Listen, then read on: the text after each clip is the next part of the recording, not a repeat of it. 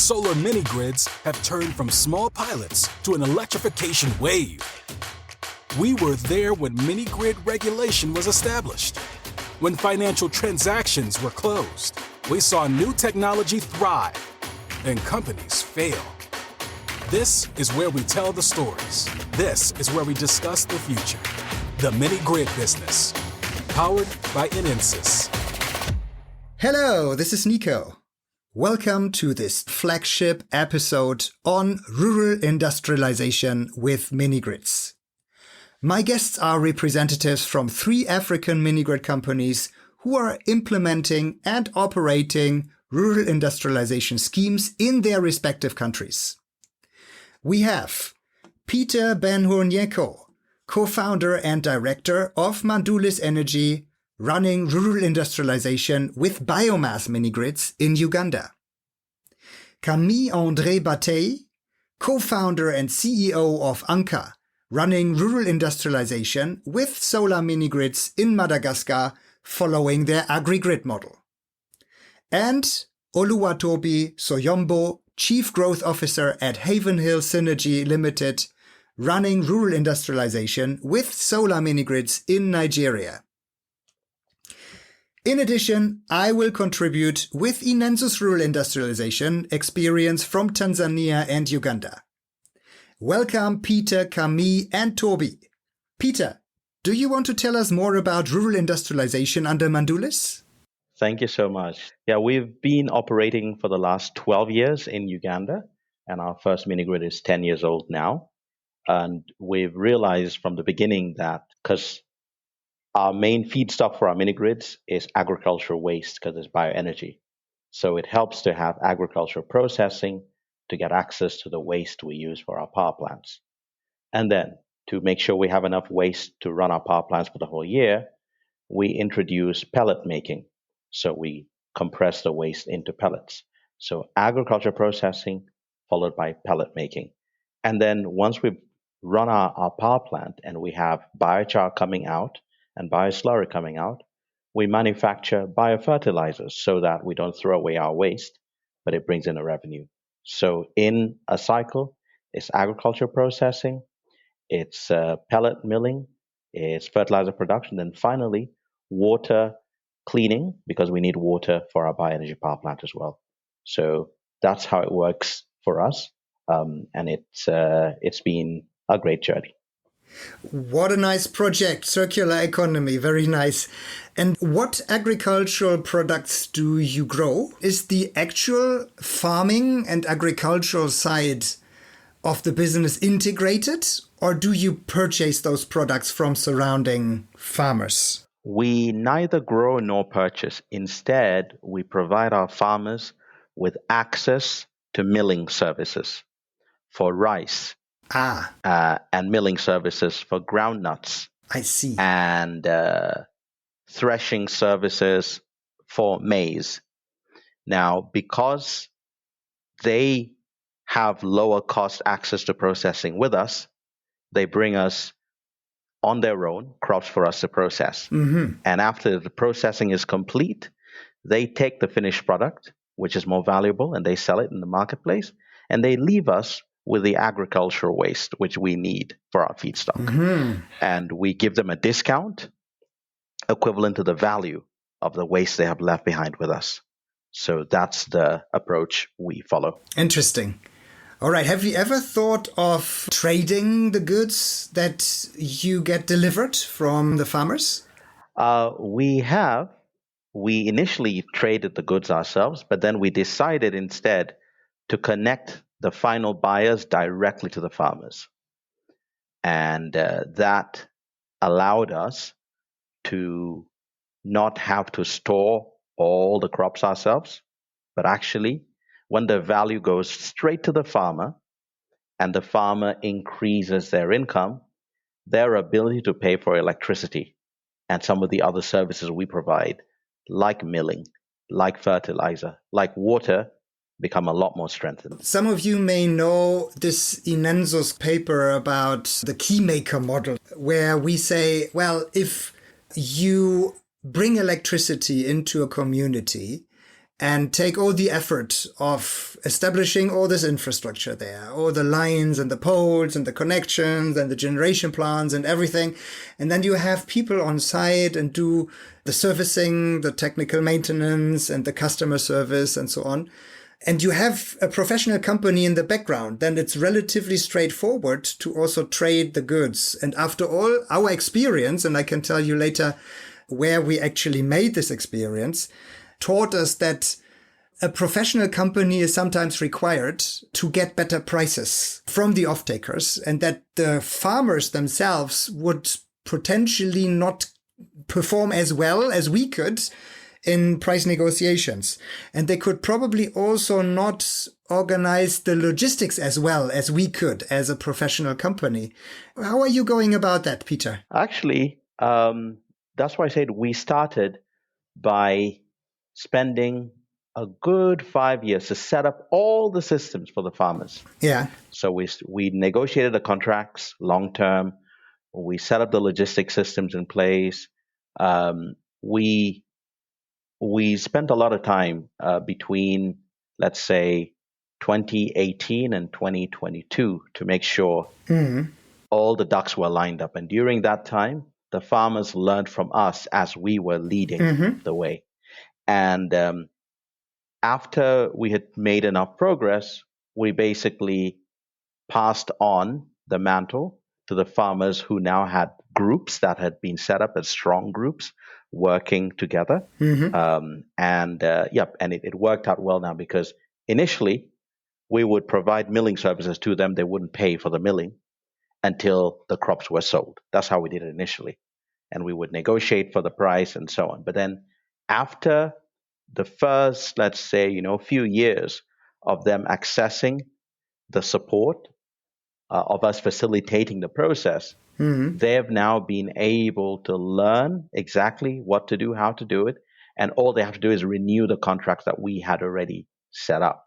And so now when they're on their own, they're basically working from a playbook that we've developed. So after all, you basically supported electricity demand growth through rural industrialization. And that is, after all, also one of the main aims, right, of the rural industrialization scheme: increase income levels, support reliable income, and then create a lively and active local economic cycle that is connected to the national economic cycle. And I know that, Peter, that your example under Mandulis Energy is definitely one of the large success cases.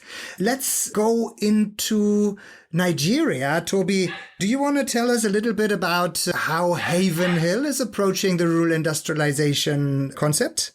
Yes, thank you, Nico, and thanks for this platform. Yes, for us, I would categorize rural industrialization as all the other value-added services, as we like to call them. So those are all the things that we do apart from selling electricity in itself. So just to run through them, one, we have an appliance finance scheme where we identify the commercial customers amongst the customers of our mini grid. So this would be like maybe a small grocery store within a community. It could be a customer who has a grinder, milling machine, and all of that. Where it doesn't exist at all, we provide finance, provide the appliances itself to them. So we bring in the energy efficient appliances into the community, hand it over to those customers. And not just that, we also then handhold them. We support them in understanding more about their own businesses and how they can grow those businesses, and then ultimately repay the cost of their plans that we provided them, and ultimately grow their business over a long period of time. So that's appliance finance. We also have something we call the Farm Fuels Initiative.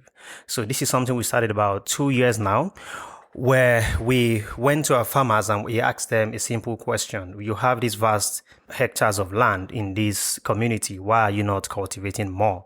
And their response to us was very simple. They cannot afford to buy the seedlings, the mechanization required to even clear the land. They can't afford.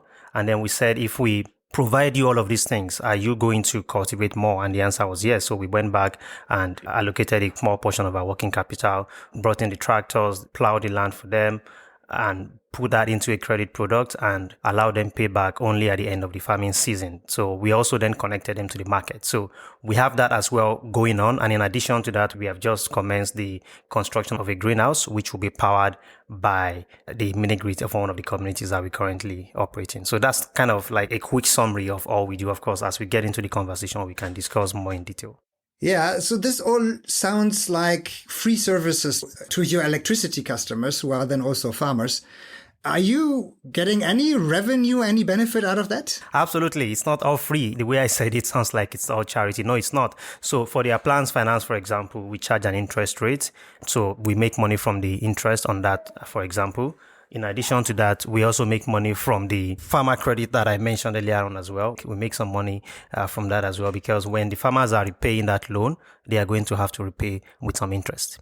Yeah, but the products, after all, are with the farmers, right? The agricultural products. And you're not processing them or selling them or trading them or organizing logistics or anything, but it's basically the financing of machines that the farmers require. Do I get you correctly, Toby? Yes. So at this point, we do not process at the moment, and I can share now why we haven't started processing. Yeah, please do. Okay, good. So we actually went with the idea of being able to process, right? If you thought the entire industry has been talking about productive use of energy and all of that. And we also thought, okay, yes, let's get on with this thing that is so cool in the industry. And then we got to one of our communities. Our intention was to start a plantain processing facility where we can make plantain chips and potato chips and the likes. And we did a study of the total harvest that we can find in that community that would act as the inputs for the processing facility. And we realized that the processing facility in itself would only survive maybe for less than a month.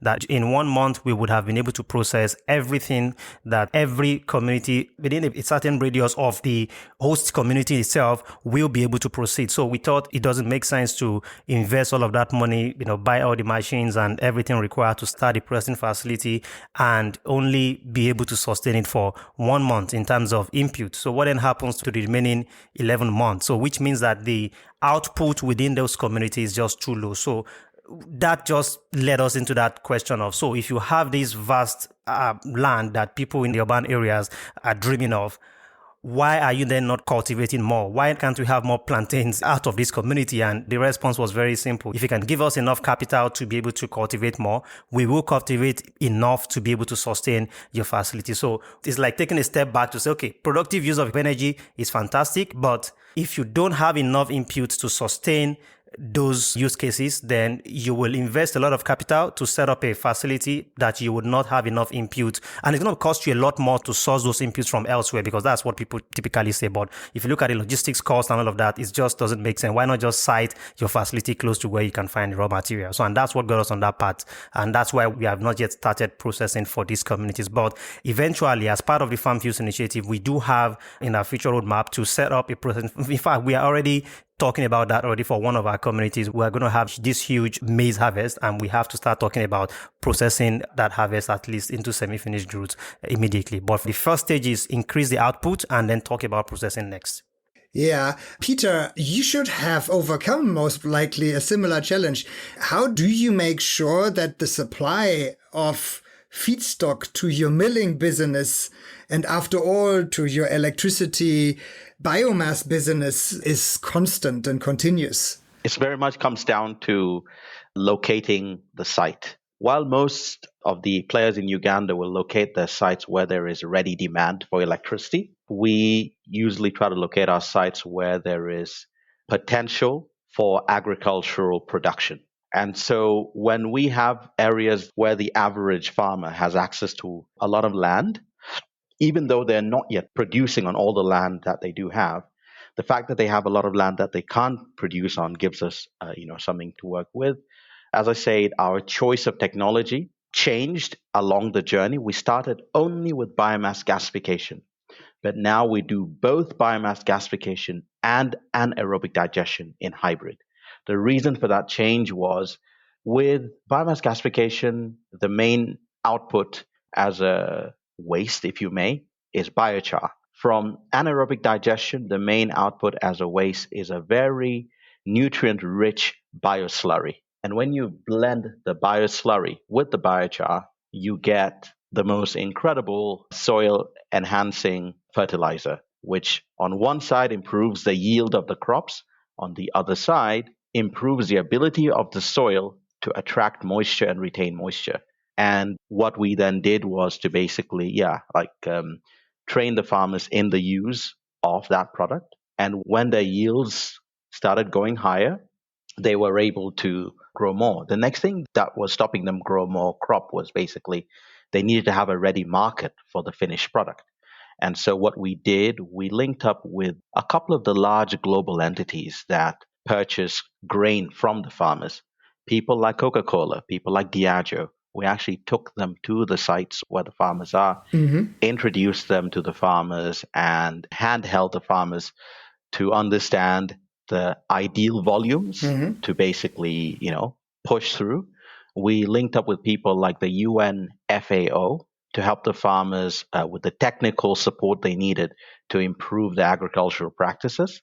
So linking up with technical support providers, linking up with the market for the finished product after processing, and then on our own, finding that niche of low cost, fully organic, biochar-based biofertilizers has helped us in many ways complete the loop. And that's the main reason why right now we don't need to manage the sales of the products anymore, because the volumes that they're producing are able to sustain our production all through the year.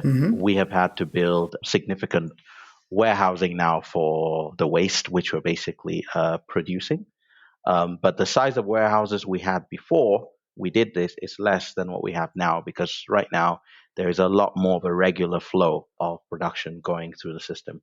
That's what's helped us there. I can imagine that it's quite challenging to balance the raw material with the electricity requirement, because after all, you don't want to produce biogas that you don't burn after all, right? It's not too much, because we know that we have to generate the electricity anyway.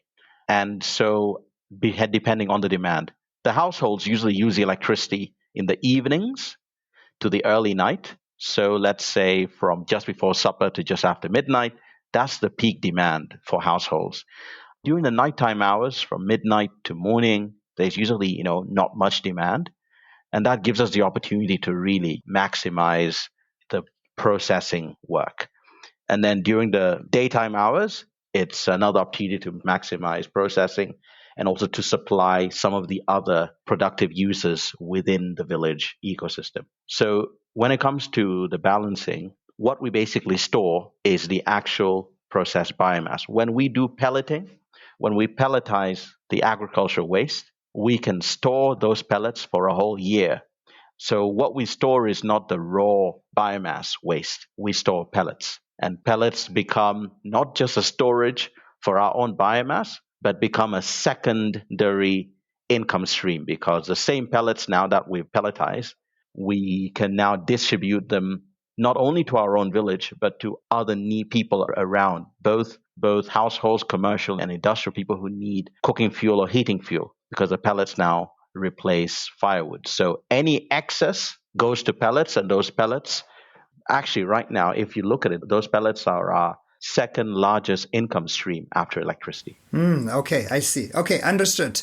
So you have an offtake through the pellets channel where you can sell all the surplus. Yes. Now let's go to Madagascar. Camille, do you want to introduce us to what Anka does in the agri-grids space? Agri-grid is something that we came up with, I think, in 2017, when we first decided to develop an inclusive agri-energy nexus model. But before talking about this ultimate approach of agri-grids, I'd like to say that we've been working in this industry for almost a decade, and we are pretty close to Peter's achievements. Our oldest mini-grid is almost turning into 10 years old, pretty old. And I think that from the very beginning, we acknowledged that providing electrons to the communities was not enough to unlock the potential of social and economic development in the areas that we were working in. And so basically, even our tagline is pretty much illustrating the vision that we have for this industry, energy paving the way for rural resilience and rural economic development. So very early on, we decided to focus on productive use, and I'm sure a lot of mini-grid developers have also been focusing on that. But we decided to approach this through two main ways. I would say that one way is the micro approach, so basically working with individual businesses. So working with different kind of businesses locally, such as, I don't know, like a rice husking machine user or a grocery store or a small restaurant or a welding user. And we developed a few different supports and services for them to help them increase their activity and further develop their business through financial support, technical assistance, and so on. But the other way we decided to really make a change in the rural economic development was through the macro level approach, which is more focusing on supporting value chains. And this is where we really decided to work on developing a model that would be, building a bridge, a connection between energy access and what we were doing with all of these electrons and the main economic activities or the main economic sector in those areas. And we identified agriculture as one of the main source of revenues for the population. And so after a few years of development, we came up with this agri-grid concept. Back in 2017, we worked a lot on developing this model. And basically, this is our mission to build rural wealth while increasing access to modern electricity, and thanks to what we call the mini-grid 3.0 approach, which is basically building nexuses between energy access and other sectors, including agriculture, which is supposed to boost rural economy and growth, but also rural electricity consumption, and ultimately the financial and economic viability of our mini-grid investments. So we are basically trying to move the industry from selling rural electrons towards creating rural wealth. And the agri-grid concept or the agri-grid model is consolidating existing solar and IT technologies in sort of an experimental agri-energy nexus model, which is meant to span the enhancement of yields, the creation of new food and ag products through value addition, creation and facilitation of market linkages, and optimization of storage, packaging, logistics, and sales. And the core to this agri-grid model is the creation of a community organization, which is led by women associations that we work with, that both convenes farmers and manages the sharing of agribusiness profits to make both electrification powered by our mini-grids and local sustainable agri-product manufacture profitable and scalable by harvesting synergies from the byproduct economies and economies of scope. So this is really our core focus in our model. And because of that, we've been also able to develop a few other satellite activities, such as electric cooking that we've been implementing in our projects, working in water supply and water management along with electricity supply management, working on e-health and e-education, and so on. So we are really trying to build this ecosystem at the local level. And agri-grid is the ultimate approach that we can apply in that context. You have introduced now 3 different angles from which you look at rural industrialization. And my experience, and from what I hear from you, there's always a challenge to stay focused. It's so easy to get sidetracked. If you run one business and you see there is something not working very well, maybe I should offer this additional service too. And then you offer that additional service, and then another service or another opportunity comes up. And after all, you do so many things and nothing is really profitable. But the idea of the rural industrialization is, like, at least from my point of view, should be focus on one product, focus on one core process, and maybe work with the side products.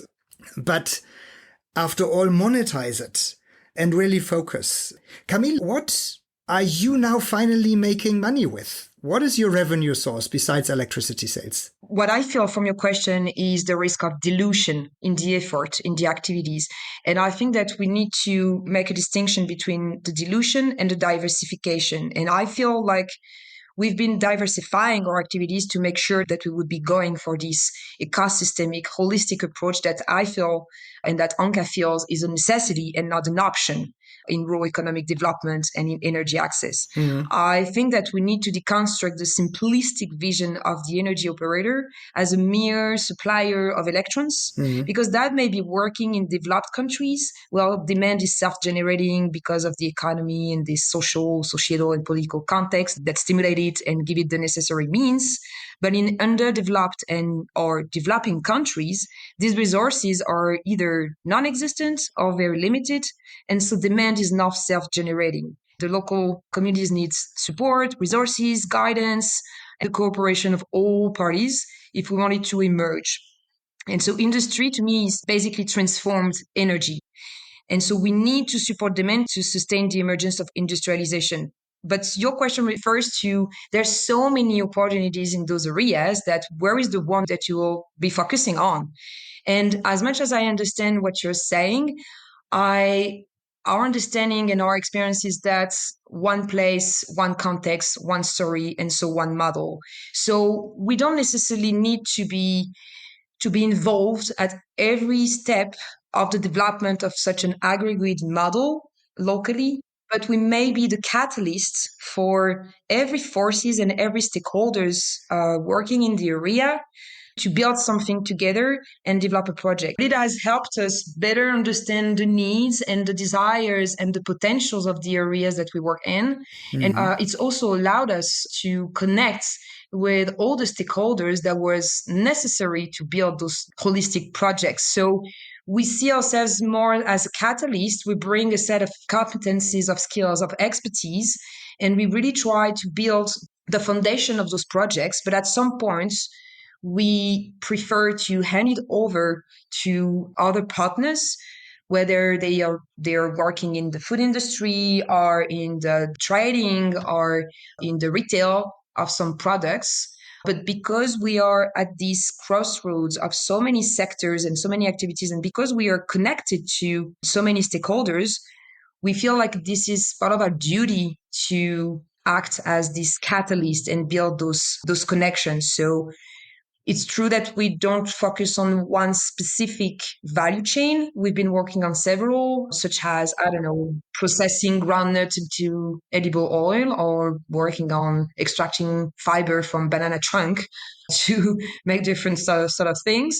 Working on cocoa, for instance, or on processing cassava. So a few different value chains, but the methodology to develop the project remained the same, and we still always apply the same set of skills and the same expertise. But at some point, we do require the assistance and the involvement of other stakeholders to jump in and to help us develop the projects.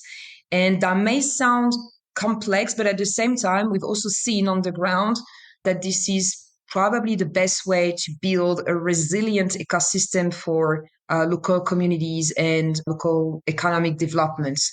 And to answer your question about how these side activities, apart from selling electricity and selling projects, weights into our financials, at the moment this is still a little bit limited. But I do not think that this is because it doesn't have the potential. It's mainly because it's taken so much time for us to actually get those projects off the ground that I would say we don't have enough track record to say whether this weights enough at the company's level to make a change.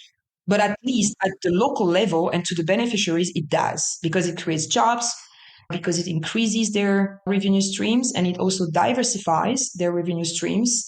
And this is also one of the ultimate positive outcome of this approach, because you can see these models or these projects through the angle of what are the side benefits of these activities, or you can also see it from the angle of the electricity sales and say, we build jobs through this value chain and these projects. We create more revenue streams. We increase the potential for leaning the seasonality effects on the revenue streams. And so ultimately, we basically transform or convert low purchasing power customers into wealthier customers who do spend more money on electricity services on our grids.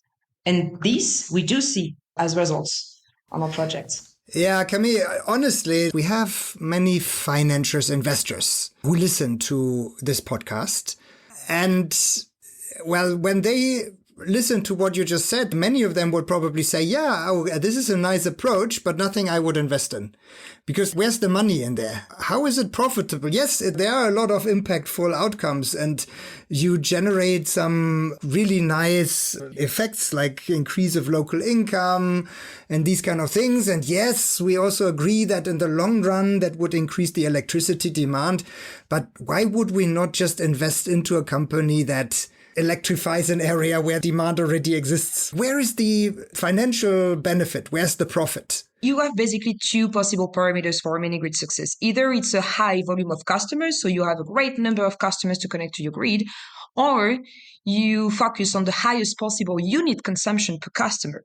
And this is why a lot of us decided to focus a lot on the productive use, for instance. In our aggregate model, this aggregate model relies on both parameters, but with emphasis on the highest possible unit consumption per customer.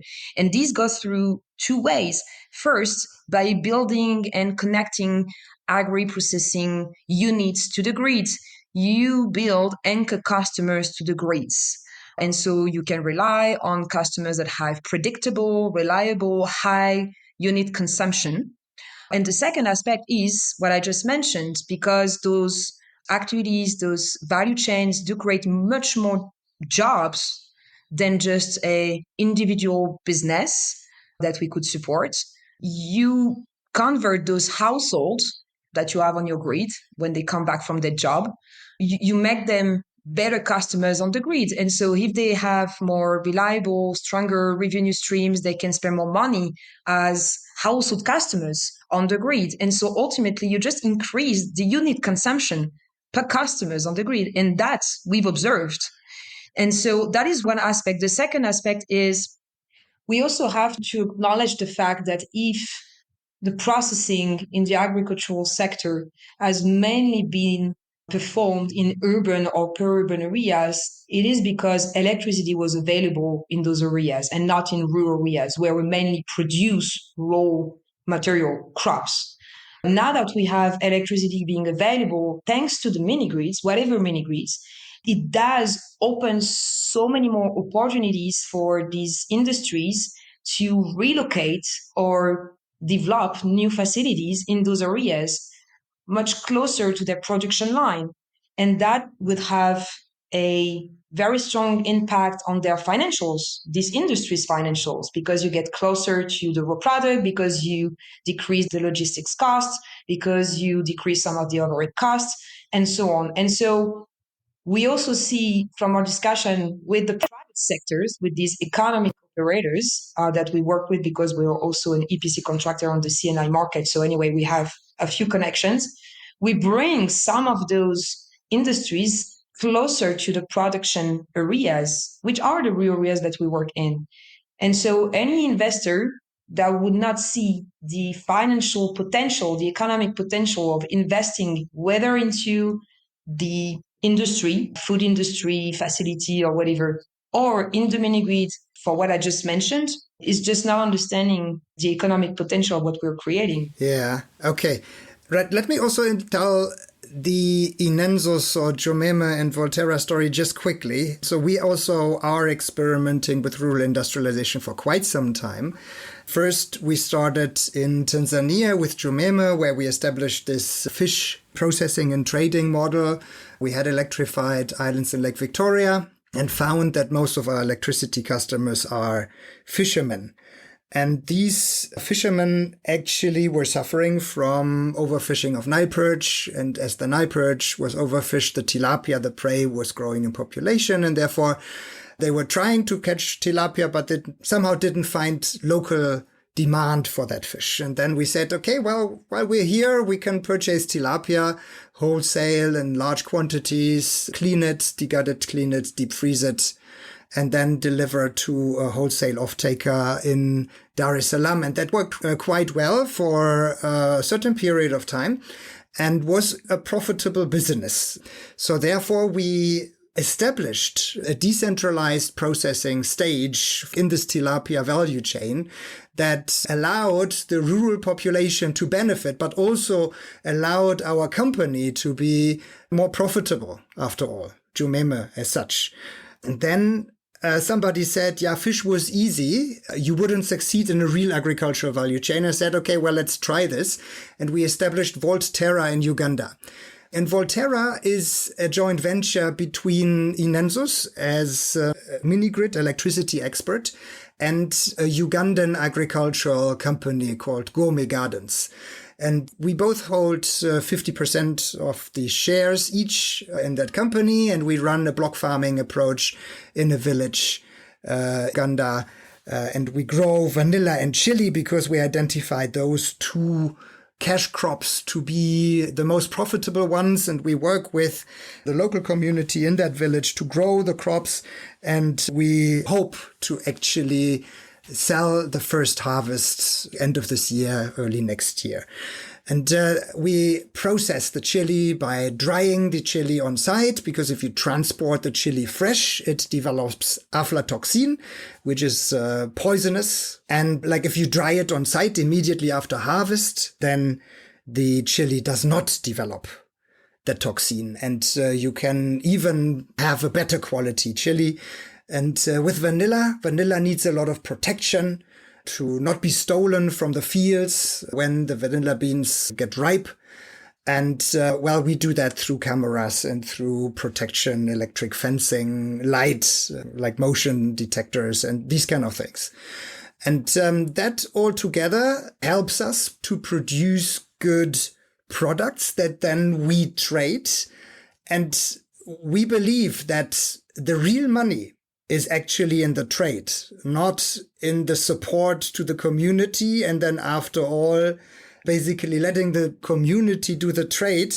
Whereas I believe that a larger entity with more management resources and these kind of things could probably do the trade and the logistics and the processing better than the rural farmers, even if they coordinate amongst each other.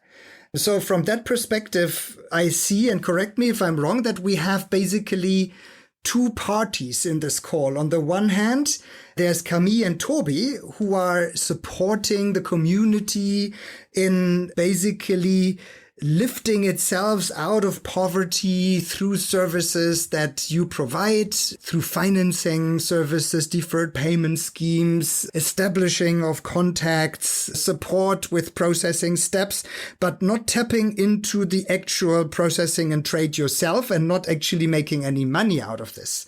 And then we have the other party here, which is Peter and me, who are trying to somehow get a direct financial return out of this activity. And from my perspective, in the long run, I would even say there could be a third party that looks at this whole rural industrialization activity as an opportunity to get access to rural products. And then the electricity generation, distribution, and supply business would just be an add-on or a support business that is required to actually get access to the rural products. What do you think of this? Camille, Toby, I put you on the other side, so to say, of the table. Is that correct? It is correct and not correct at the same time. Why? Because we have two possible ways of implementing this agri-grid concept. The ultimate approach of agri-grid is actually what you just described for the Nyeko model. So we do have, and that is we have an example of a project that we're just now implementing for processing groundnuts into edible oil. And Anka is involved in the setting up of the facility that we finance together with some partners. We are involved in the processing, in the management, but we are putting the Women's Association on the front stage of the management to empower them. But we do remain involved in the whole process of this activity, and we do intend to sell this product on the market. And we've performed a whole market study. We've identified off-takers. We've already some contracts signed with off-takers and so on. So we are just still implementing this new project. That's the latest one, but where we will be involved on the trading of the end product. So in that sense, we do get closer to what you seem to be describing in your and Peter's model. With that being said, because of, the structuring of the market, and we don't always find the proper opportunity for setting up this kind of project, we also acknowledge that we might have to work together with some stakeholders to do the trading. So we are a little bit flexible on the model depending on the opportunities, the environment and the context of the areas that we're working in, and what are the stakeholders available and willing to get involved in the project. So in some cases, we might just hand over the trading to the Women's Association and another development stakeholder because they are way better positioned to do it. And that also takes a relief on the effort and the support that we have to bring, because, and I'm sure that we'll get to that, but that requires a lot of work, and that requires a shift of structuring, of set of skills within the company, within the mini-grid company, to actually develop this kind of project. So I think that we should also ask the question, where is the limit to what a mini-grid developer can do to stimulate demand and to stimulate economic development thanks to energy access? But what I can say is that within the aggregate concept, we do both. Yeah, where's the limit? This is close to my statement before. You easily get sidetracked. So what we tried first in Senegal under INENSUS and then later in Tanzania under Jomeme, we tried various productive use models. And what we repeatedly took away from it was that, well, you can do trainings where you can probably get people with a primary or secondary education and train them on doing business, signing contracts, negotiating good terms for their produce. But is it really worthwhile? Like, how much money do you put in and how much money do you after all get out through an increase of electricity demand? And Peter, you said it took you some 10 years or so to increase your demand significantly, electricity demand. And if you ask me or if you ask an investor, the investor would say, yeah, but in 10 years, I actually want to have not only my money back, but I actually want to have my return. And the return should be significant because it's a high risk investment. I don't want to wait for 10 years until the demand had finally increased to then start thinking about generating a return in the coming 10 years, right? The time frame is simply too long. And at the same time, I talk to investors in the space, usually investors that are not very much attracted to the mini-grid space, but which are looking into African opportunities. And those said, well, if you can produce excellent cash crops and you find a market for it and you can show that this is really profitable, then we are also willing to invest into the support technology, which is the mini-grid. But mini-grid alone, no, stay away. Well, this is not profitable. We are not going to look into this. And I still believe that if we focus more on producing products from rural areas, and when I say produce products, it's not that we look into, I'm in this village, and now what can I do here? Oh, these are the 10 products. Let's support them all. Not like that, right? But really look into, okay, where are my villages? As Peter said before, where are my villages where I can actually catch the tilapia or have fish farming for tilapia? Or where are the villages that have those rare natural environmental conditions to grow vanilla? Okay, let's go to these villages, specifically to these villages, and grow that specific product and make it large. Large scale is basically what we need to be recognized. And then we cannot do, okay, we do 100 kilograms of maize and we do 500 kilograms of rice and we do 1 ton of cassava here or there. I don't think that will take us anywhere, but we should actually grow industries. And this is a statement, and I put it onto the table for discussion. But isn't it what we are all trying to do? I was about to say the same thing. I was like, first of all, I'm just so excited that there's 4 of us on this call. talking about the same thing. It's just beautiful because a decade ago, we all imagined, what if this happened? So this is a massive step in the right direction for the industry, that you've got four very strong companies that are actually growing within the space.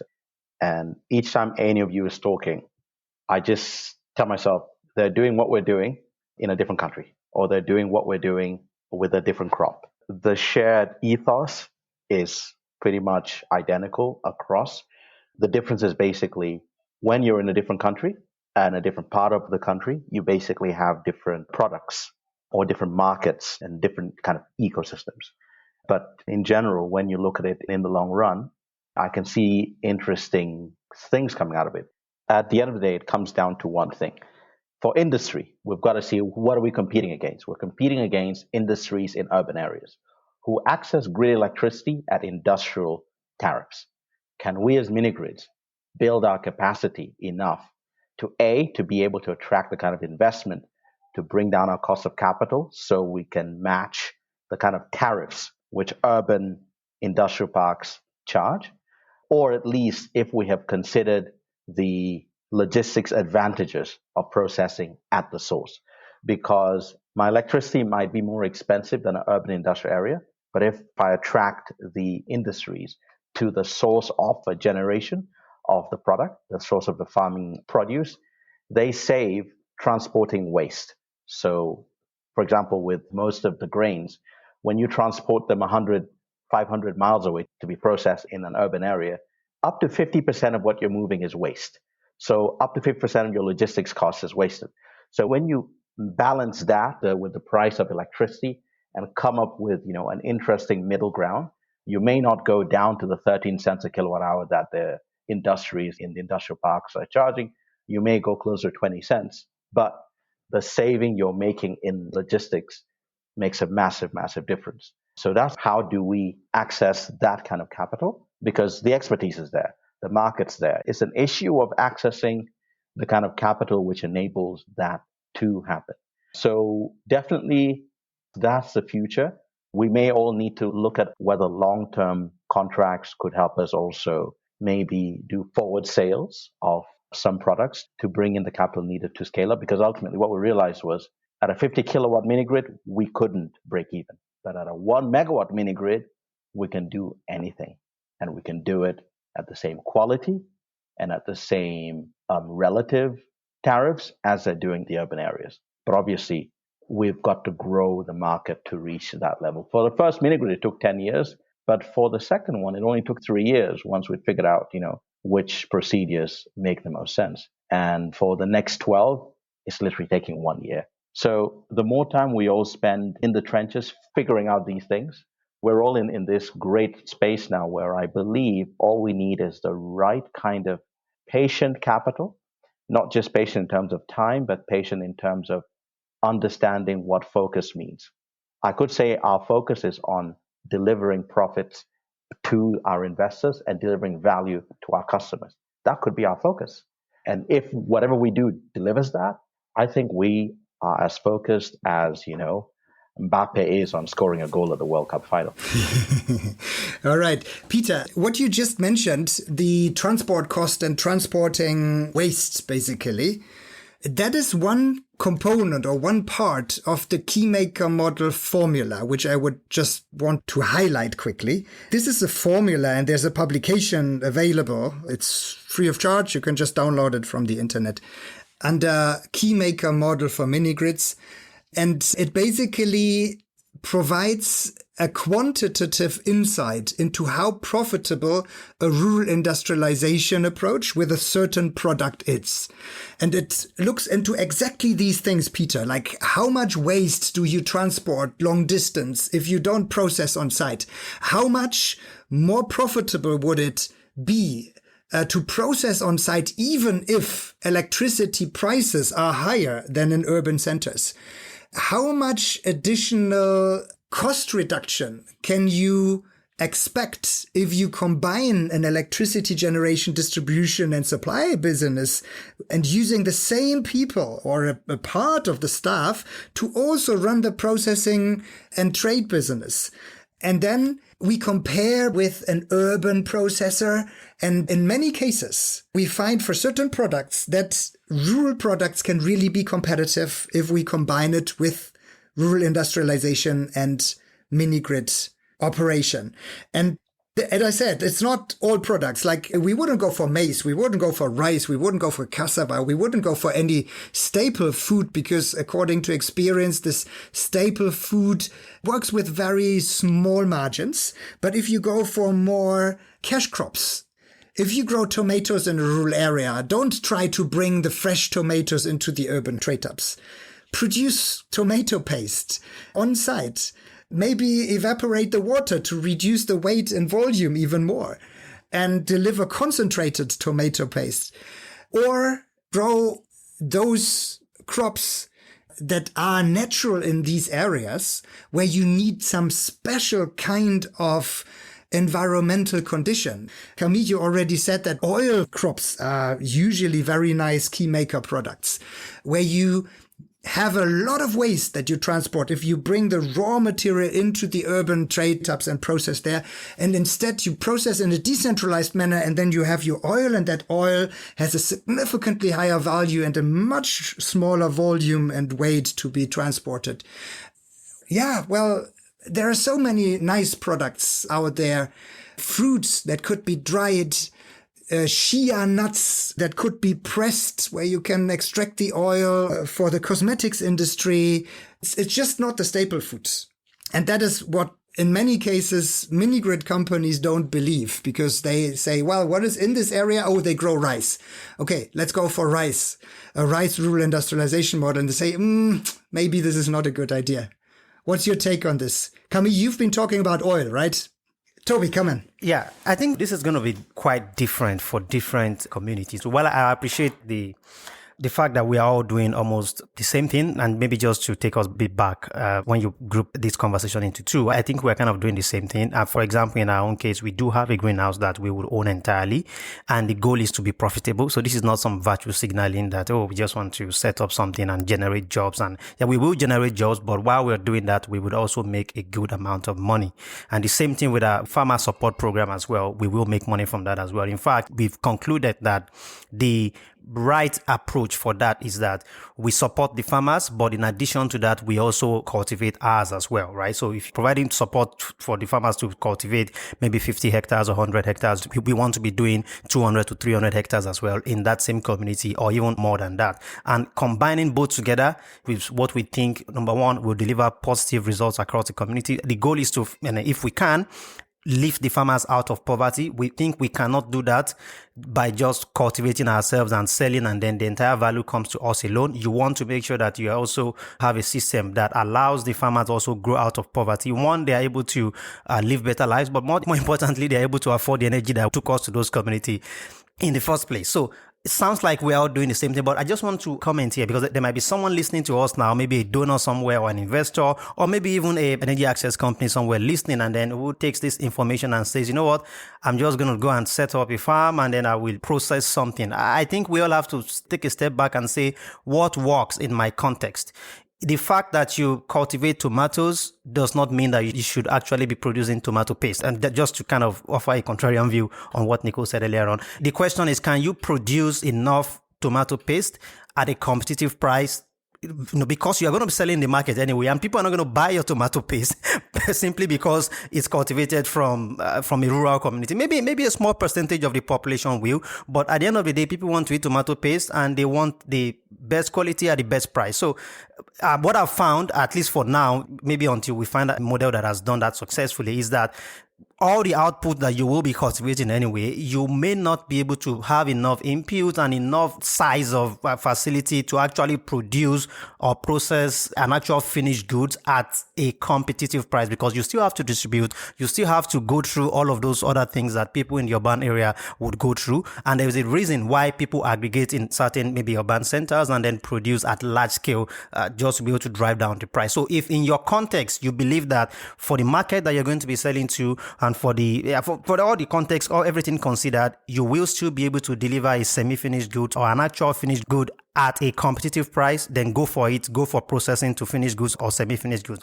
But in some contexts, it might be that you are actually best served if you put everything together and then maybe export so that you generate some forex into your company and ultimately into the country as well, if that is what works best. So this is going to be community to community. And also to take us back to the point you raised, Camille, the reason why it sounds like why Anka is doing a lot and it looks like dilution is also because there are different communities. I'm not sure exactly how many communities Anka operates in, but we operate in 30 communities. So that means 30 different problems. It means 30 different contexts. In some communities, we cultivate sesame seeds. In some communities, it's rice. In some other communities, it's a greenhouse, with bell peppers and tomatoes.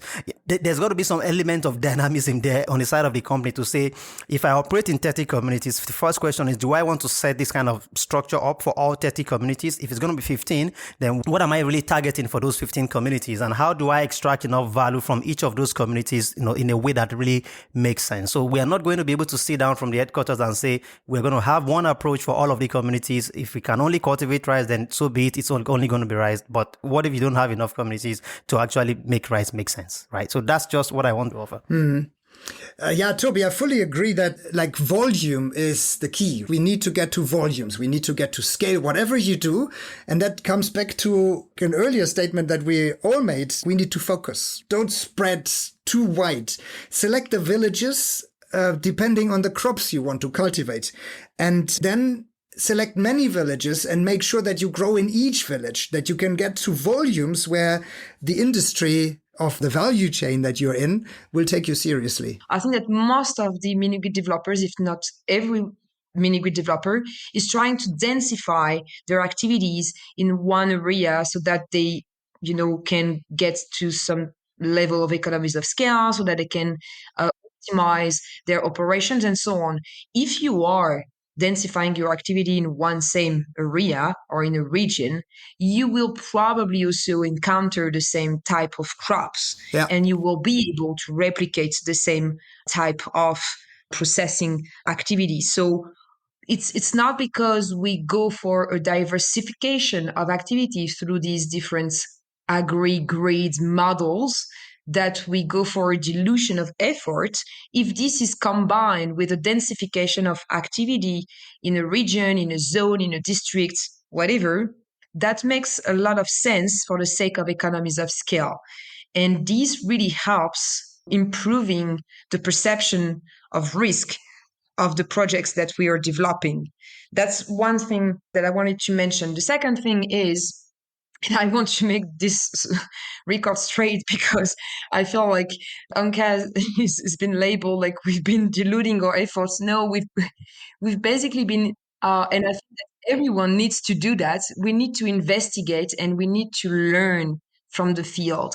So there's a time for learning, from assessing, from collecting information, collecting data, to the point where we make a decision. And amongst the, dozens and dozens of possible crops that we will be working on and processing, or the dozen and dozens of possibilities that we have in front of us, we will only be selecting a couple of them because they make sense from a financial perspective, from an economic perspective, from a development perspective, from an operation perspective, from a trading perspective, and so on. Yeah. There will only be a couple that we will really invest in because they make sense and because we can replicate. And I think that replication is absolutely key in this model. I agree with Peter and Toby. We're talking the same language. We've come up with the same kind of ideas. We've implemented it maybe in a different way, maybe on different crops and value chains, but it is practically the same. The way you decide to operate, trade or not trade the crop or the end product, the way you're integrated within this process or not, doesn't really make a change to me, as long as you have this vision of, and I think that we all share it, that we have this vision of stimulating entire value chains, because this is where we can have the most impact locally, and not only because impact is part of our vision and our ambition, but just because we know this is one of the main drivers for financial profitability. Yeah. And I also think we should reconsider the way we are messaging this. When we started this podcast recording, each of us basically started talking about the impact that we're generating, how well we are performing, and how much we're basically sacrificing on our own profitability to support the farmers, right? That was basically what I heard and the main message. But I think if we actually want to make a change and make a difference, we need to attract the larger amounts of money. We need to finally attract those investors which are not giving us $1 million here or $500,000 there. We probably need tens and hundreds of millions. The climate crisis is looming on the horizon. Droughts are becoming more frequent. We need to basically make a whole continent resilient against what is coming up in the coming decades. And the time is running out. So therefore, industrialization must happen rather sooner than later to bring income to people, to support with wealth building, to give them some resilience. And well, I think we should focus on and that the messaging should be, well, we can be profitable. Please invest and it's profitable. Yeah, go ahead. I believe that right now, from just knowing how difficult it is within the industry and knowing that I've got here with me 3 other companies that have made it and continue to grow. I know for a fact right now as I speak, definitely, whether it's Camille, whether it's you, Nico, whether it's Toby, I know each of you will definitely know what to do with $50 million today. I know that for a fact. And if anything, it may not hit a fraction of the plans I know you all have. So the issue I see right now is not for a lack of profitable models. It's not for a lack of ability, expertise, and experience to deliver on that. The issue is in this industry with a perception from the pots of investment that focus on the markets we operate in. I know for a fact if we were doing what we were all doing, let's say in California, we would probably be able to raise the funds needed to get the work done in a lot shorter time. But the pots of investment that are focused on the kind of regions we are working in and for the kind of work we are doing have a lot of perceptions around risk, have a lot of perceptions around what should be. And because, everyone else has done it the wrong way for so long, investors have probably moved to believe that, the wrong way is probably the right way because that's the records they do have. And so you find that even though we might be doing the right thing, we might be doing the right thing for everyone, for impact, for profit, and for planet.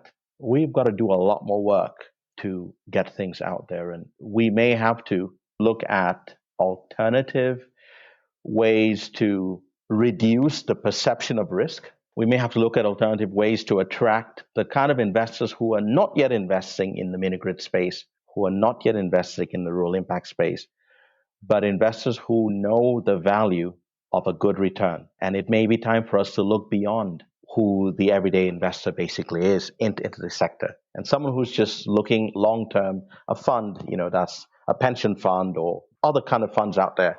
There may be funds who will go and go, right, I know that I can possibly deploy $200 million into these 4 companies every 5 years and get the kind of returns that match anything wherever I may be. And if we probably look at how to send the message across, then you will find that once enough of these alternative investors have invested in, our regular mini-grid investors will be the ones following. And once they see that others have come on board and followed through, you'll find that they may jump on board quite quickly. And one interesting place to look at, investors who invest in traditional grid-connected projects. There are lots of grid-connected, IPP investors who actively invest in the tens and hundreds of millions daily. And it doesn't take much to get the message across that, the work we are doing connects the dots. Whether it's independent feasibility studies by the same consultancy firms that would have done the feasibility studies for 100 megawatt IPP, maybe some of those could get the message across, but there's definitely a lot of scope. There's a lot of opportunity, and I think the future could be really bright, but definitely for lack of a more available instant bridge to get things across the line with the kind of volumes that you're all doing right now. If you aren't yet, definitely reaching into the climate credits ecosystem, whether it's carbon credits or other similar credits, renewable energy credits, etc., could basically help bridge that de-risking gap to move to the big alternative investors. And then finally, I know the investors in the sector will come around once they see everyone else moving. Well, investors look at track record, right? So if we can show, well, this is a profitable business and we're making a good return, they want to participate in this return. And then, well, it will be easy to attract money. I'm pretty sure about that. But I think, as I said before, like we should really send our message focused on that and say, well, we are basically making the mini-grid business profitable because the mini-grid business in itself can only become profitable at scale. And there are some companies that will never reach scale because they don't have, I don't know, the huge amounts of money that you need to actually reach there. But if you have a few tens of millions, right, what can you do? You can do rural industrialization. And that opens the door for especially also domestic African companies that come from a certain value chain. May it be agriculture, may it be mining, may it be forestry, timber, whatever. And they may come to the conclusion that electricity supply and decentralized processing of certain products may be beneficial for them. And that would finally accelerate the electrification efforts and the electrification of rural areas. Now, it's the four of us basically running this type of model. But how do we convince all the other companies that are still struggling, trying to find their business model? The four of us, we basically believe that decentralized processing and trading of goods is probably the way to go. Like, how do we convince the other mini-grid companies? Because so far, these mini-grid companies keep telling me, oh, it's so much effort. I want to focus on my electricity supply business. And if I can go one step further and supply water, it's fine. Or if I can go one step further and provide some productive appliances to my customers, it's enough for me. But I don't go further than that. How do we take the next step on that end? The difference between staying alive and continuing to thrive. They both rhyme. But if you look at the four people in this room right now, we're not just staying alive, we're continuing to thrive. And the number of mini-grid companies, it breaks my heart, who are following the message that everyone thinks is the right message and going bankrupt, breaks my heart. But, why keep trying to survive? Why keep trying to get, subsidies from ABC? Join Team Thrive. And then you don't only survive.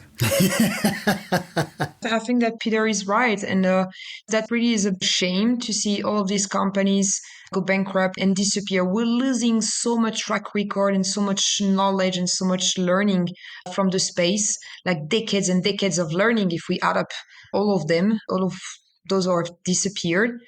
I think that survival is not the proper mode. Neither is austerity. We need to be creative. We need to be innovative.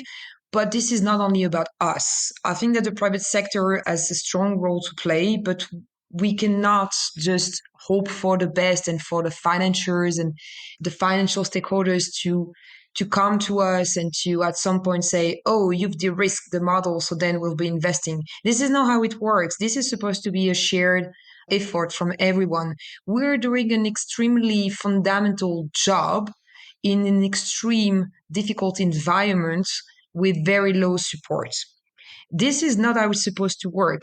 I think that we should remind anyone who is listening to this podcast that this is a market of more than 1 billion people around the world and more than 600 million people just in the African continent with very low shortage risk. So we're just working in an industry where demand is almost 100% guaranteed, where we're building assets that will last long and will create value over time. This is not a risky business on its core.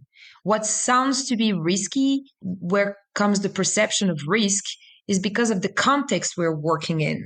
And that is something that not only the private sector can try to overcome, but it's something that we all need to work on together if we are to overcome this risk. So the financiers needs at some point to get involved in this industry, knowing the potential and yes, acknowledging some of the risks.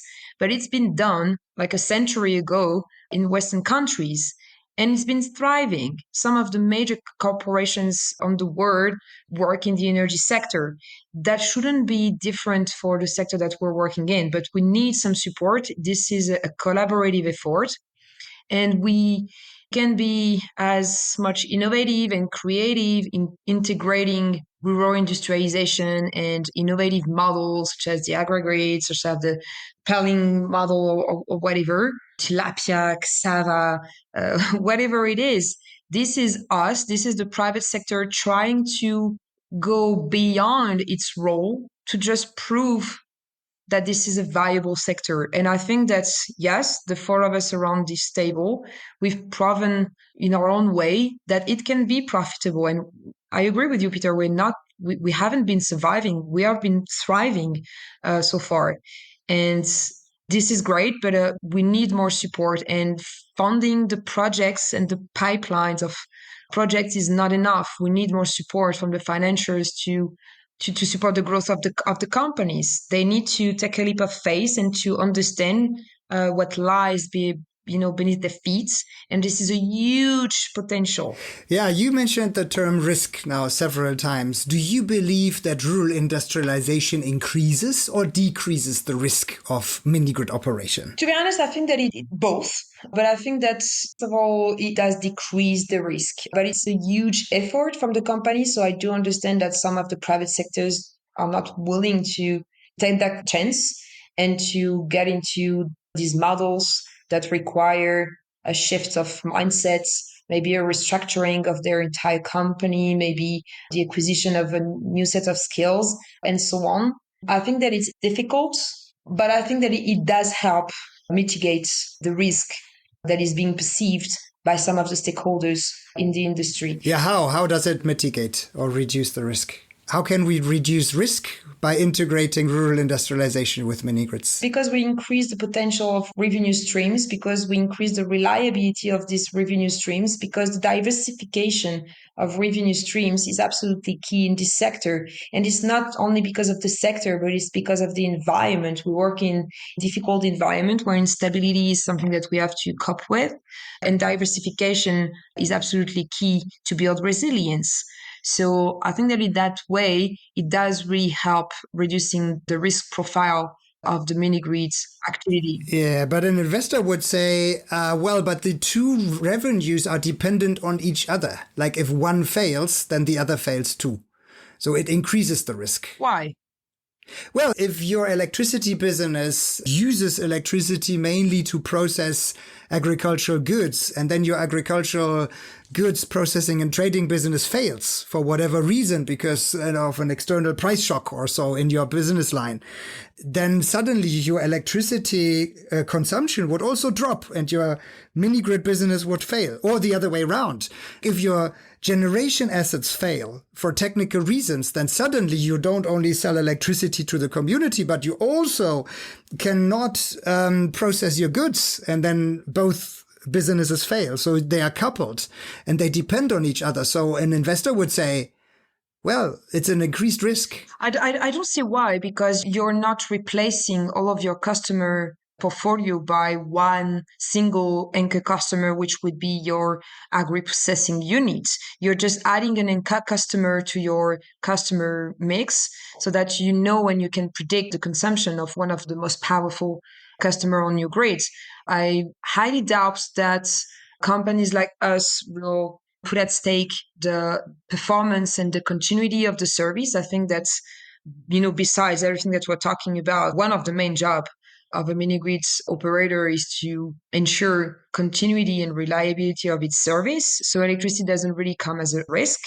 And as far as the agri component is concerned, this is one of the pillars that you're trying to build and which is supposed to be a strong producer of added value to your grid.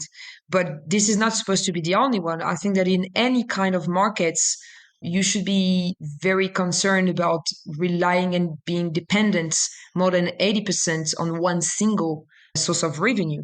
And that's not what we're trying to say. We're just trying to say that we're diversifying the sources of revenues, building these anchor customers and reinforcing those productive users so that your grid is being fed with different source of activities.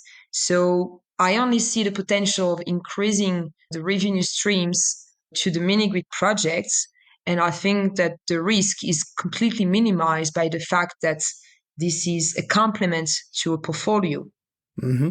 Toby, do you have an opinion here? Yeah, I mean, the entire concept of risk in itself suggests that to sometimes get more profitability, there's a level of risk that you must be willing to accept. So from that perspective, yes, I think deploying more capital, especially if it's the first time for those that might be listening, in that kind of unknown environment at scale definitely presents additional risk, not on the mini-grid business itself, but on that actual new line of revenue that you are trying to create. But yeah, nothing ventured, nothing gained, right? So if you don't do that, then you probably will not be able to thrive, as Peter called it earlier on. So it adds a little bit of risk for that added revenue. But overall, I believe that it definitely de-risks the entire business, especially in my opinion. I think each rural community that you operate in should be viewed like a business unit. So the question is, how do I make this community profitable? And the way to do that is to diversify your income sources.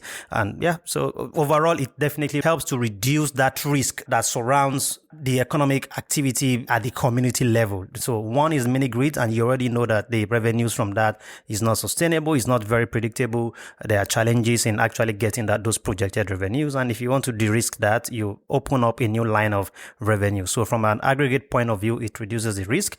But yes, that extra new line of revenue is an extra risk in itself, but I think it's something that should be done if it can work in the context that some of the companies that are listening to us operating. Yeah, and if an investor confronts me with such risk discussion, I usually tell them, well, what's the largest risk in a mini-grid business? It's the demand risk, right? The risk that the electricity that you produce will not be bought and that your fixed cost, including the capex, will not pay off, because you simply cannot sell everything you produce, the kilowatt hours. Now, if you have your agricultural processing business, right, you have a stable off-taker. You called it anchor customer. So you basically create your own anchor customer. And then on the other side, if you look at large-scale agricultural urban processing centers in Africa, well, they have a main grid connection, but they also have their diesel generators. They want to make sure that they get 24/7 electricity supply, because otherwise their production of goods suffers.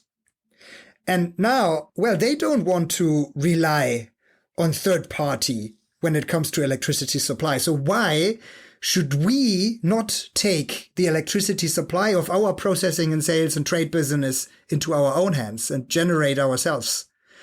Especially if we have a benefit, a competitive advantage by doing this in a decentralized manner compared to others who are doing it more centrally. So I also believe that rural industrialization reduces the risk of mini-grids and also reduces the risk of product processing and trade. Peter, is there anything you want to add here? Awesome. I basically, look at it and say, look, if you look around every mini grid that is out there, you will find that most of the ones that have not done work to ensure that the electricity they generate is used around the clock will be struggling. Because even when you do demand encouragement through, the normal methods that you find out there, be it, kind of appliance financing or others, you will always have an issue whereby between midnight and let's say 7 a.m, no one will use your electricity. And so unless you've got an industry that can run at night.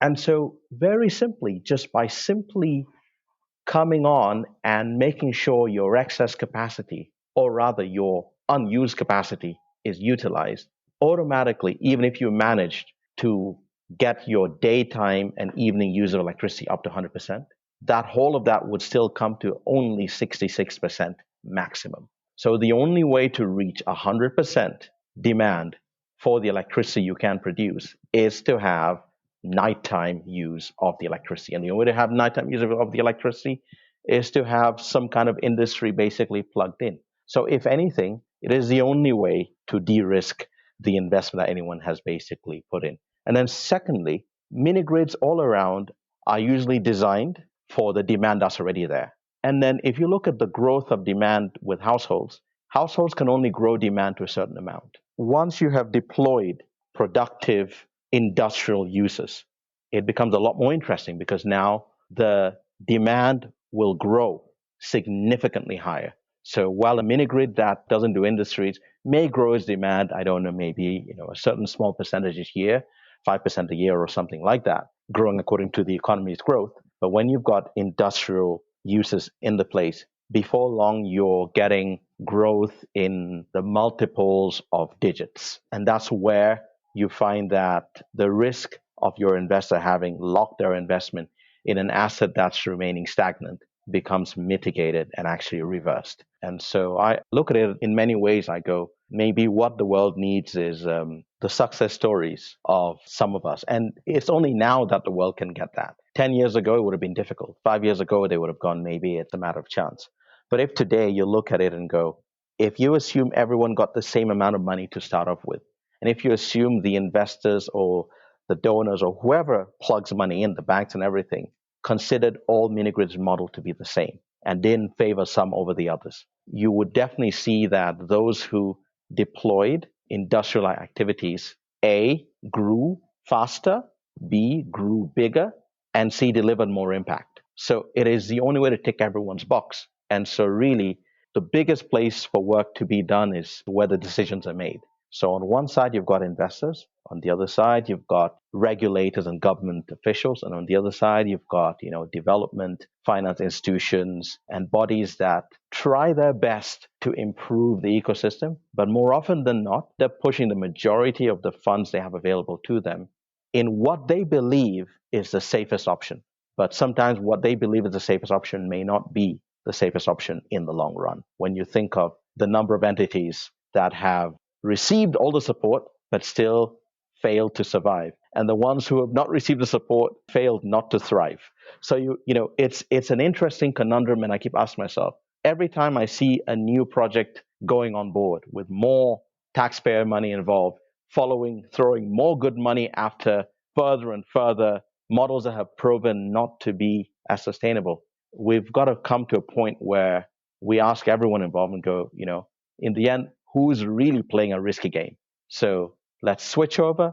And even if we don't want to move things around, let's at least make it an even playing field. Let's consider all business models and let's see what happens in 1, 2, 3, 4, 5 years. And in many ways, that's, the Silicon Valley venture approach. And when you follow that, I think we have enough data now as an industry to figure out that the answer is staring us right in the face. The industrial mini-grid model, the key maker model, these models that allow us to deliver growth and deliver impact and deliver profitability to all is the way forward.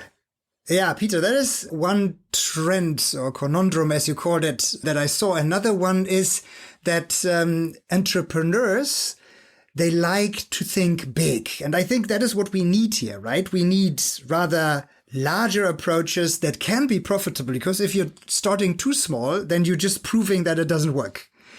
And then you go to investors and investors tell you, maybe you want to start one dimension smaller. And then you go to the community and then they say, oh, okay, what are you planning to do? Maybe you want to show us in a small pilot first, right? And then the size shrinks and shrinks and shrinks until out of the large industrial mill, you make a small Porsche mill that you would also find at the next corner in any town in Africa. And then it's not industrial anymore, right? And that is what I've seen many, many times. And then suddenly people come and say, well, let's do an evaluation here. And then they say, but it's not profitable. So rural industrialization is not profitable. And then I say, no, it's not profitable because we're not doing it right. You have to look at volumes. You have to look at scale. And I think we talked about this several times. And I think we also need to somehow argue into this direction and make sure that all the stakeholders, the policymakers, the investors, financiers, but also the village officials support the scaling approach, and the scaling approach within a short period of time. Because some of them say, yeah, but let's try this year and then you can double next year. And then maybe in 5 years' time, you get to a scale where you can be profitable. But at that point in time, you probably have already given up as a company because you run out of money. Did you make similar experience? I would say totally. That's what it is, we are grateful that the investors we have on board have been patient. And we're grateful that the communities we work within have also been patient and have also been willing to walk with us as we figure out different ways to make our delivery to them a lot more robust and a lot more sustainable. And they're also glad now that, things have worked out. And we are right now in a place where we're finally moving out of only one country into multiple countries. The time that we put in the last decade has been very, very useful. Like Camille mentioned, we have learned from these different opportunities to test different, models or different iterations of the model. And ultimately, it has led us to a place where it's been integrated now. We know that since our anchor generation method is bioenergy, whether we like it or not, we have to secure our feedstock. Mm-hmm. So that goes without saying. Then secondly, since we have to secure our feedstock, making sure that whatever feedstock we secure is not just locked there doing nothing if the demand rises and falls, as demand will. So by making sure that our feedstock has a market, we're plugging into that same ecosystem. And it's at the beginning, there was a lot of iteration, but now the iterations have reduced with time and the stability has increased with time. Yeah. And we now have the confidence to invest in not just 50 kilowatt mini grids, but in 1 megawatt mini grids. Uh-huh. And that's only been possible because we put in that time. 10 years ago, it would have been tough to say we're going to do 1 megawatt mini grids. Actually, we thought we could only grow to half a megawatt mini grids, 500 kilowatts mini grids. But now we've realized that actually, while 500 kilowatts is a safe space, it makes sense for us now to look at 1 megawatt and up, because we have realized what it means to not just work with the excess capacity of the mini grid, but also to think about what is a minimum capacity for an industry. So we're now balancing both. We've got to make sure whatever industry we set up can also get its minimum power 24 hours a day, while taking the excess power from the mini grid when it's not using it. But even the factory needs a minimum load. So that's taken us from what we had initially kicked off on, which was half a megawatt, to now megawatt plus. Mm-hmm. But obviously, the challenge still comes down to an ecosystem where people aren't used to mini grids being slightly bigger and go, are you still a mini grid? Are you a mega grid? Are you a giga grid? What is it? So, yeah, but it's, yes. But we're grateful for the entities out there. I know in countries like, let's say, like all around, I've looked at Spain, I've looked at Uganda, I've looked at Botswana. In all of these three countries, 100 kilowatts to 500 kilowatts, you basically get the support of the regulator to not have to go through the same stress levels. Once you go above half a megawatt, regulatory-wise, it becomes a lot more challenging. But I've realized that, if the mini grid portion of your installation sticks within that bracket, if your mini grid portion doesn't go above 100 kilowatts or half a megawatt, but your for own consumption part of it goes to no matter how big, it's a lot more flexible. And you find that you can do your own production as much as you need. And so it means now we are simply an energy company, a sustainable energy company, a holistic, inclusive energy company, and not just a mini grid entity. The mini grid remains a core part of our service offering, but in the end, we're delivering energy for sustainable livelihoods. And I believe all of us are. And we are enabling sustainable livelihoods through our energy, not just delivering the energy, but enabling sustainable livelihoods through our energy-based offering. And that's kind of where it comes down to. We're enabling sustainable livelihoods through our energy-based offering. With that, we can go to as big as we can. We can increase the size of our offering because that's what we're ultimately doing. And if we can get to a place where the regulators see that definition and where the investors realize that that definition is quite interesting, then no one will say we aren't focused, because that's what we're focused on enabling sustainable livelihoods growth through our energy-based. And exactly, if you bring in, from a regulatory perspective, if you bring in the captive power into the equation and stay below the threshold for the distribution and sales to your customers, then your growth in most countries and in most regulatory regimes is not limited very much. Of course, like if you hit a 2 or 5 megawatt limit, then of course this is then again a different game. But there's a lot of growth potential in that from a regulatory perspective for sure.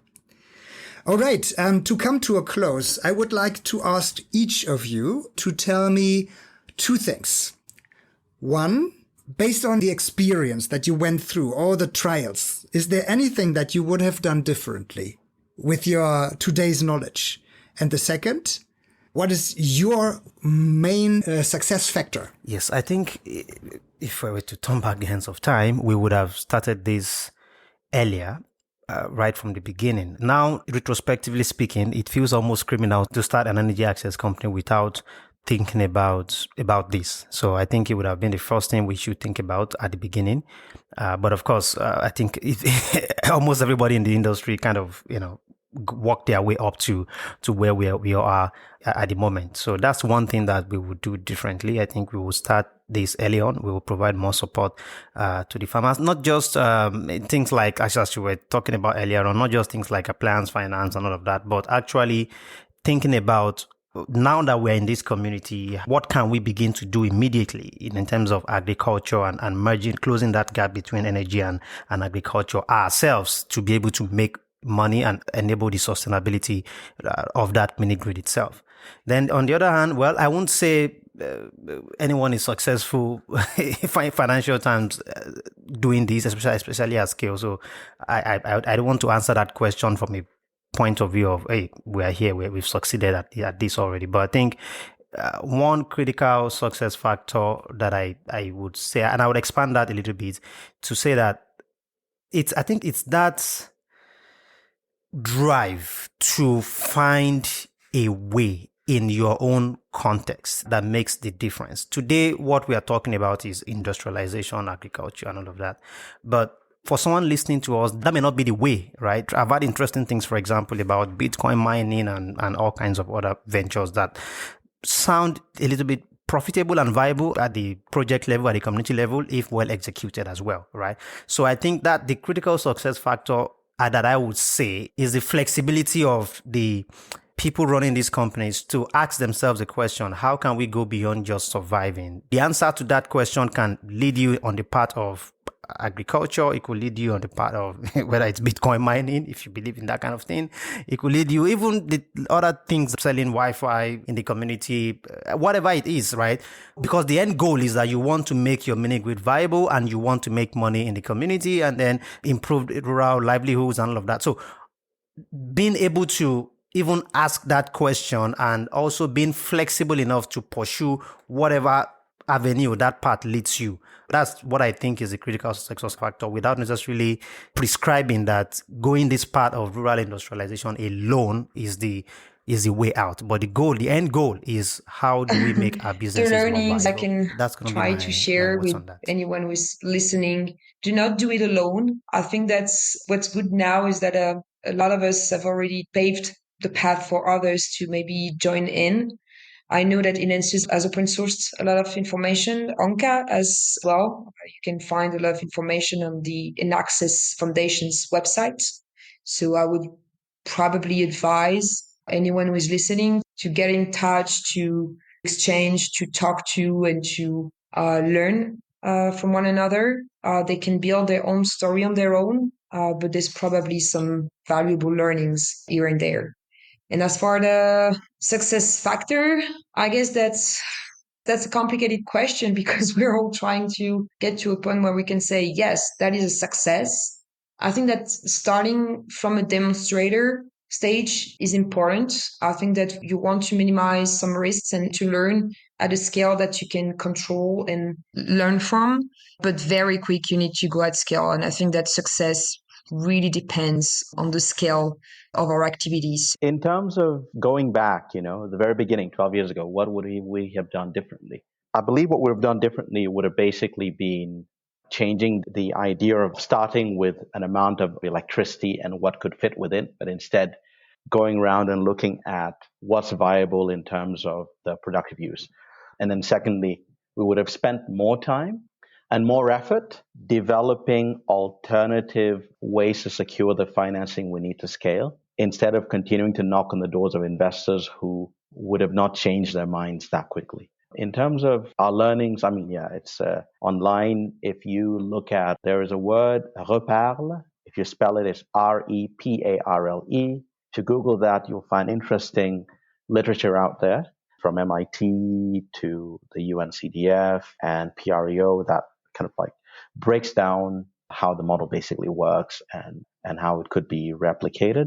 And in terms of what we're most grateful to have had the opportunity to do going forward, I think bringing the concept of forward sales of carbon credits as a way to raise the capital needed to deliver energy projects. We realized when our back was against the wall about 6 years ago that we would struggle to locate capital through equity or debt even. So we realized that the most valuable thing we had was the records of our electricity generation through renewables and its consumption. We realized that with those records, we could actually prove that if we have a license to operate in a community for 20 years or 10 years, we will replace so much diesel, definitely. We will replace so much firewood, definitely. And the effort put into securing the necessary paperwork to register those projects for carbon credits, and the fact that there are available buyers ready to buy high quality carbon credits.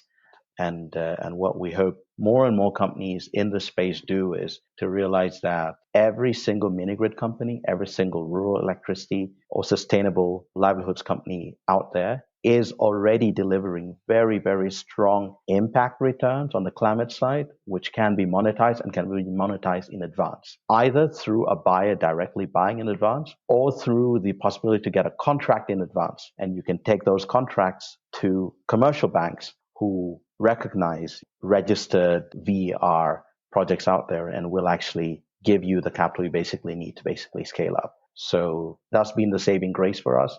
And that's been something that we would love to share with everyone in the space and go, definitely consider it. Thank you, Peter. Thank you, Camille. Thank you, Toby. That was highly interesting. I believe what we have shown today is that there are concepts out there that are being tested, that have been tested, that have a long track record, 5 years, 10 years, 12 years even, and that in most of the cases, if you look deeper into the numbers, the unit economics make a lot of sense, and that it's now time to scale. And we just need to get the word out there to maybe find some investors that understand that we are not accumulating risk here, but we are actually reducing risk, and that this is actually a real investment opportunity that they should look deeper into. And with that, let me thank you for taking all the effort over the last years or the decade to run all these experiments. And I hope we can follow up on this conversation in a few years from now and tell everyone, well, this has been the starting point for something very, very big. Thank you all and have a nice day. Bye-bye. Thank you, everyone. Thank you so much. Thank you all, and I look forward to visiting you all as well. Same here, Peter. Thank you. And thanks, Camille. Thanks, Nico, for hosting us. This episode of the Mini Grid Business has been brought to you by INENSUS, your one-stop shop for sustainable mini grids. For more information on how to make mini grids work, visit our website, inensus.com, or contact us through the links in the show notes. The Mini Grid Business, powered by INENSUS.